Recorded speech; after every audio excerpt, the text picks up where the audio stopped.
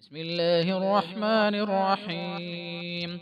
سبح لله ما في السماوات وما في الأرض وهو العزيز الحكيم. يا أيها الذين آمنوا لم تقولون ما لا تفعلون؟ كبر مقتا عند الله أن تقولوا ما لا تفعلون.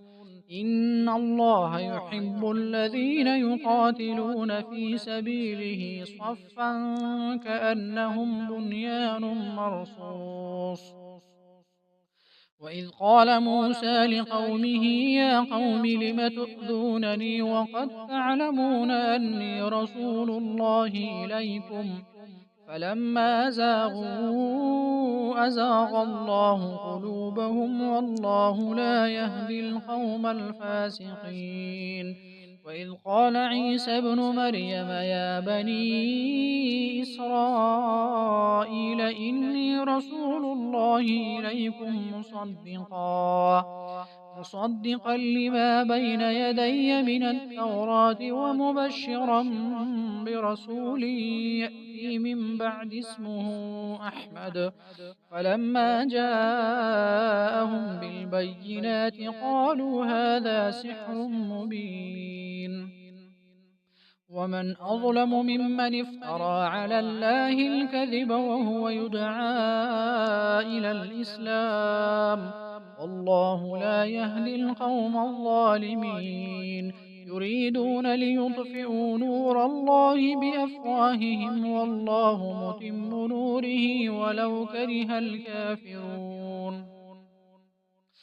هو الذي أرسل رسوله بالهدى ودين الحق ليظهره على الدين كله ولو كره المشركون. يا أيها الذين آمنوا هل أدلكم على تجارة تنجيكم من عذاب أليم تؤمنون بالله ورسوله وتجاهدون في سبيل الله بأموالكم وأنفسكم ذلكم خير لكم إن كنتم تعلمون. يغفر لكم ذنوبكم ويدخلكم جنات تجري من تحتها الأنهار ومساكن طيبة في جنات عدن ذلك الفوز العظيم. وأخرى تحبونها نصر من الله وفتح قريب وبشر المؤمنين.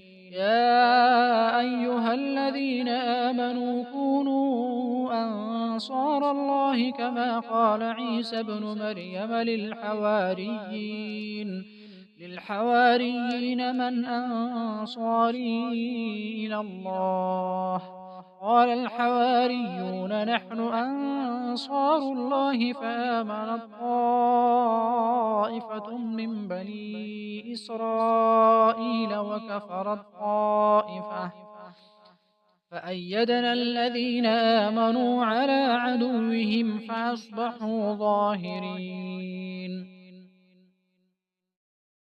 إن للمتقين مفازا حدائق وأعنابا وكواعب أترابا وكأسا دهاقا لا يسمعون فيها لغوا ولا كذابا جزاء من ربك عطاء حسابا. رب السماوات والأرض وما بينهما الرحمن لا يملكون منه